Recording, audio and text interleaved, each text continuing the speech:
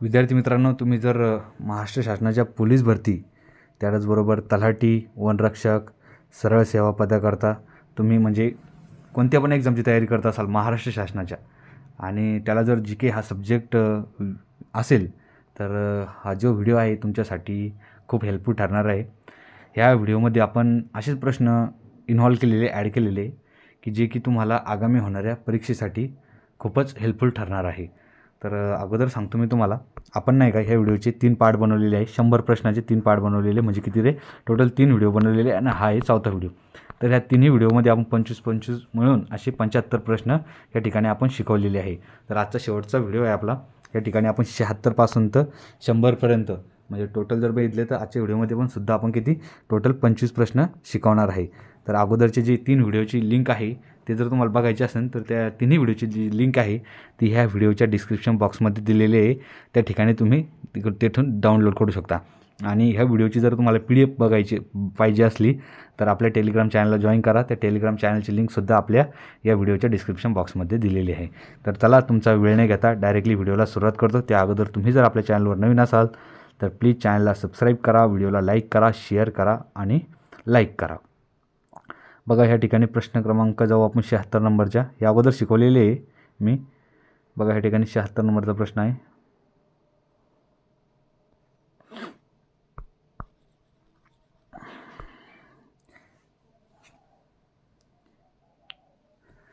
बघा, ह्या ठिकाणी 76 नंबरचा प्रश्न, खालीलपैकी कोणत्या शास्त्रज्ञ द्रव्याच्या अणुसिद्धांताशी संबंधित आहे? कोणता शास्त्रज्ञ रे त्याने अणूच्या द्रव्याशी जो सिद्धांत दिलेला आहे?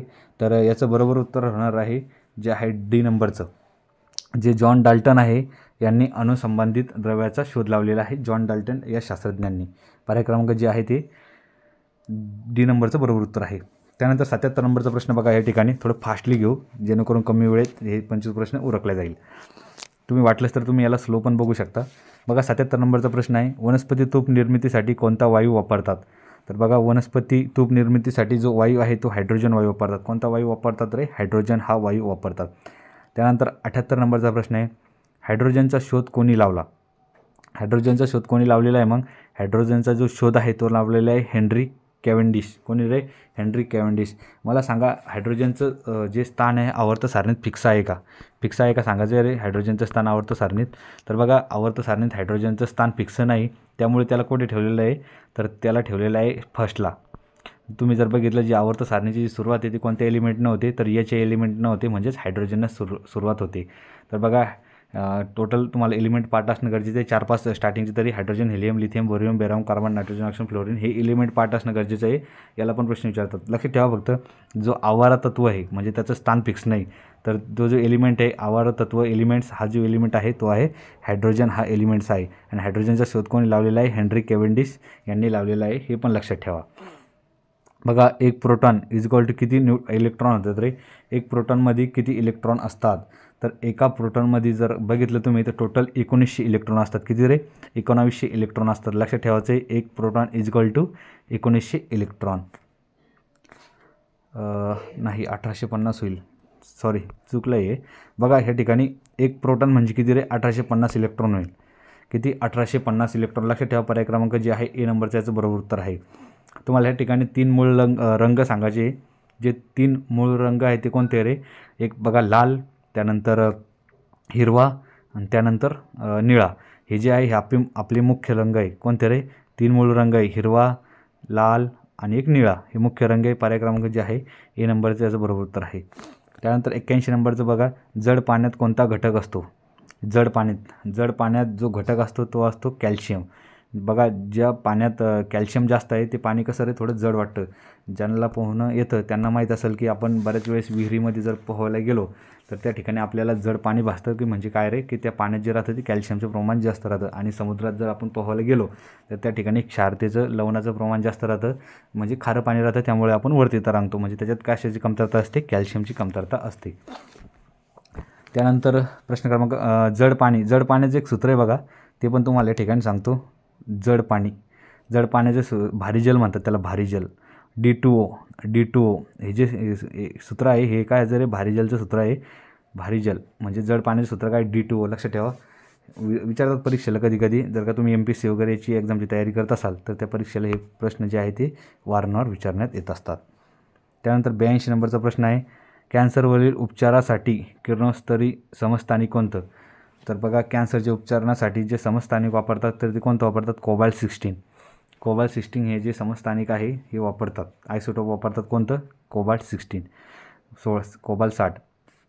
त्यानंतर 83 नंबरचा प्रश्न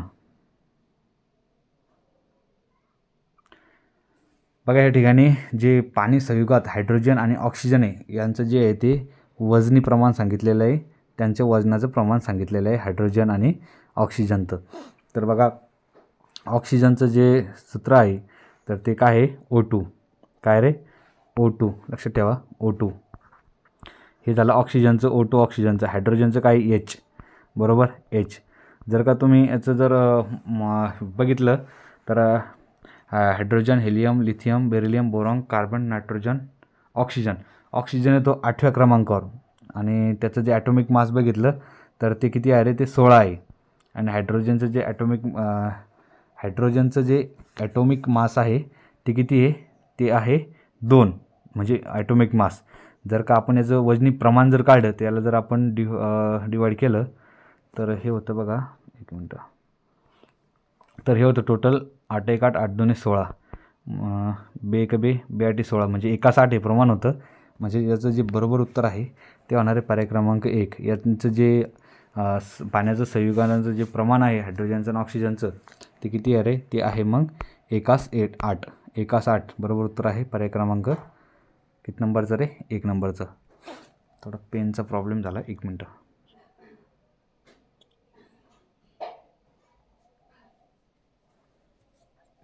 बघा, या ठिकाणी 84 नंबरचा प्रश्न आहे. फास्ट घेतो मी, तुमचा वेळ वायाला जायला नको.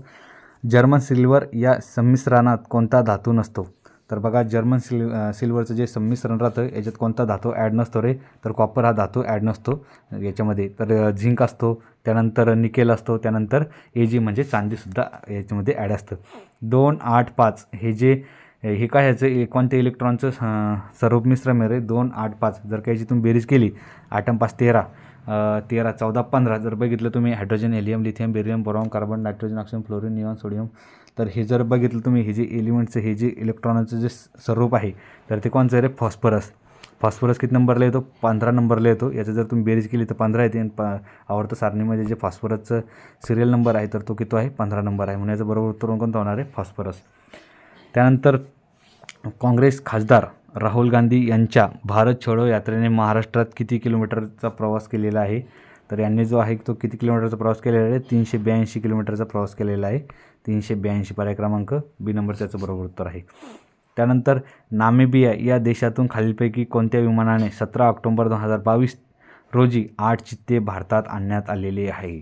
कोणत्या विमानानं भारतात 17 ऑक्टोबर 2022 रोजी 8 चित्ते आणण्यात आलेले? तर विचारू शकतात या ठिकाणी कोणत्या देशातून आणलेले आहे? तर ह्या ठिकाणी नामिबिया या देशातून आणलेले आहे.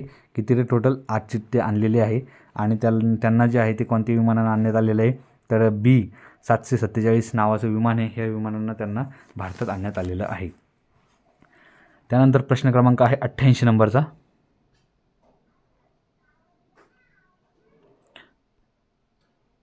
या ठिकाणी भारताचे ग्रॉसमॅन, बघा, भारताचे ग्रॉसमॅन म्हणून ओळखले जाणारे प्राचार्य गजानन मुरतकर हे रिकामजागा जिल्ह्यातील आहे.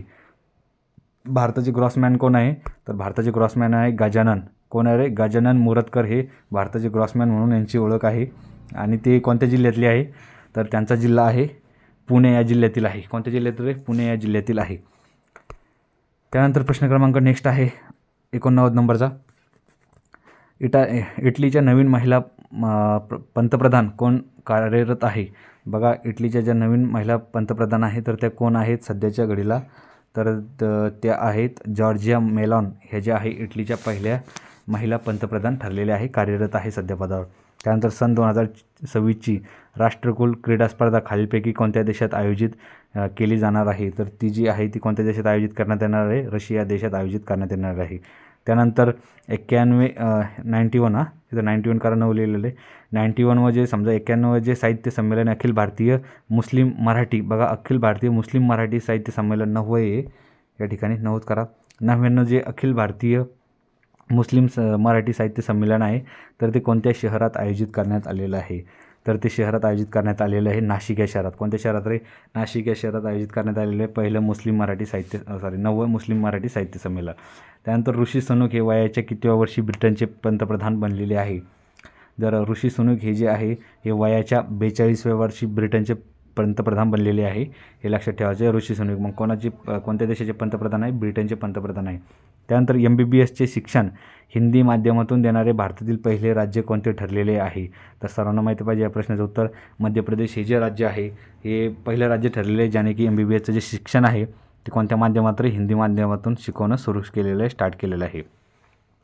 त्यानंतर नेक्स्ट आहे प्रश्न क्रमांक 94 नंबरचा. सन 2024ची जागतिक महिला बॉक्सिंग स्पर्धा कुठे आयोजित करण्यात आलेली आहे? सन 2024ची जी जागतिक महिला बॉक्सिंग स्पर्धा आहे तर ती कोणत्या देशात आयोजित करण्यात आलेली आहे रे? तर ती आयोजित करण्यात आलेली आहे 95 नंबरचा आहे सी नंबरचं बरोबर उत्तर क या राज्यात आयोजित करण्यात आली 94चं काझाकिस्तानमध्ये. काझाकिस्तानमध्ये 2024ची जी जागतिक महिला बॉक्सिंग स्पर्धा आहे तर ती काझाकिस्तान या देशामध्ये आयोजित करण्यात आलेली आहे. त्यानंतर 95 नंबरचा प्रश्न आहे 2024ची जी 38वी राष्ट्रीय क्रीडा स्पर्धा आहे ती कोणत्या राज्यात आयोजित करण्यात आलेली आहे? जी 38वी राष्ट्रीय क्रीडा स्पर्धा आहे ती जी आहे ती उत्तराखंड या राज्यात आयोजित करण्यात आलेली आहे. त्यानंतर 96 नंबरचा प्रश्न आहे आनंद दिघे यांच्या जीवनावर आधारित धर्मवीर चित्रपटाचे निर्माते कोण आहे? तर धर्मवीर या चित्रपटाचे तुम्हाला निर्माते विचारलेले आहे तर ते निर्माते कोण आहे रे? तर ते निर्माते आहे मंगेश देसाई हे जे आहे धर्मवीर या चित्रपटाचे निर्माते आहे. त्यानंतर प्रश्न क्रमांक 97 नंबरचा आहे मुंबईतील बालकांवरील होणाऱ्या लैंगिक अत्याचाराचे अपहरणाचे गुन्हे थांबवण्यासाठी मुंबई पोलिसांकडून रिकामी जागा हा उपक्रम राबवला जात आहे. कोणता उपक्रम राबवला जात आहे रे? मुंबई पोलिसांकडून. तर पोलीस दीदी हा उपक्रम मुंबई पोलिसांकडून राबवला जात आहे. कारण की काय होतं त्या ठिकाणी जे मुंबईतील बालकावरील जे लैंगिक अत्याचार होत आहे तर त्याचे गुन्हे थांबवण्यासाठी मुंबई पोलिसांकडून पोलीस दीदी हा उपक्रम सुरू करण्यात आलेला आहे, राबवण्यात आलेला आहे. त्यानंतर 98 नंबरचा प्रश्न आहे हे ठिकाणी गुजरात राज्याच्या मुख्यमंत्रीपदी कोणी शपथ घेतली? तर गुजरातचे नवीन मुख्यमंत्री कोण ठरलेले आहे रे? तर ते ठरलेले आहे भूपेंद्र पटेल. हे काय रे? गुजरातचे न्यू CM बनलेले आहे भूपेंद्र पटेल. त्यानंतर ट्विटर या सोशल मीडियाच्या संस्थेचे नाव काय? ट्विटरच्या संस्थेचे नाव काय? नवे मालक कोण आहे? ट्विटर या सोशल मीडिया संस्थेचे नवीन मालक कोण आहे? तर ट्विटरचे नवीन CEO कोण बनलेले आहे? नवीन मालक कोण बनलेले आहे? तर ते बनलेले एलॉन मस्क. फाल्कन 9 रॉकेट लक्षात ठेवा. एलॉन मस्कविषयी 2-3 गोष्टी सांगतो.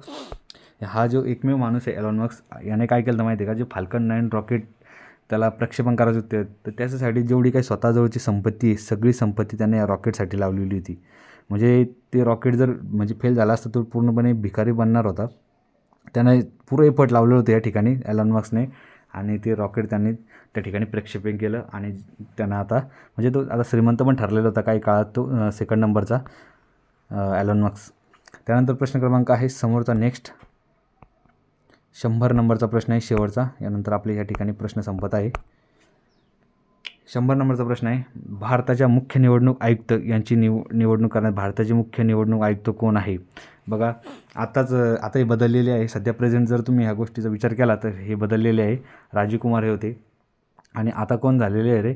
तर आता वाघमारे साहेब झालेले आहे भारताचे मुख्य निवडणूक आयुक्त. कोण झालेले? वाघमारे साहेब. त्याला अपडेट करा या प्रश्नाला. कोण आहे मग सध्याचे मुख्य निवडणूक आयुक्त? वाघमारे. दिनेश वाघमारे हे जे आहे भारताचे मुख्य निवडणूक आयुक्त ठरलेले. मला सांगा कमेंट बॉक्समध्ये तर ते कितव्या क्रमांकाचे आहे? कमेंट बॉक्समध्ये सांगा. बघा विद्यार्थी मित्रांनो अशा प्रकारे आपण जे आहे ते 25 प्रश्न या आजच्या व्हिडिओमध्ये कव्हर केलेले आहे. नक्कीच तुम्हाला हा व्हिडिओ आवडला असेल तर व्हिडिओला लाईक करा, शेअर करा आणि तुम्ही जर आपल्या चॅनलवर नवीन असाल तर प्लीज चॅनलला सबस्क्राईब करा. आणि हो या व्हिडिओची जर तुम्हाला PDF पाहिजे असेल तर आपल्या टेलिग्राम चॅनलला जॉईन करा. त्या ठिकाणी तुम्हाला ही PDF भेटून जाईल आणि विथ या PDFचे ॲन्सर पण या खाली दिलेले आहे. बघा या ठिकाणी ही ॲन्सर शीट पण तुम्हाला या ठिकाणी भेटून जाईल. ही सगळ्या प्रश्नांची ॲन्सर शीट आहे 1 पासून तर 100व्या प्रश्नापर्यंत. त्या ठिकाणी परत एकदा तुम्ही रीड करून घ्या ही क्वेश्चन पेपर. आणि तुम्हाला जर यूट्यूब चॅनलवर 4 व्हिडिओचं ॲनालिसिस पाहिजे असलं तर तुम्ही या प्रश्नपत्रिकेचं तर ते पण पाहू शकता तुम्ही. त्या 3ही व्हिडिओची उरलेल्या जी लिंक आहे ती ह्या व्हिडिओच्या डिस्क्रिप्शन बॉक्समध्ये दिलेली आहे. भेटूया नंतरच्या व्हिडिओमध्ये. तोपर्यंत जय हिंद, जय महाराष्ट्र.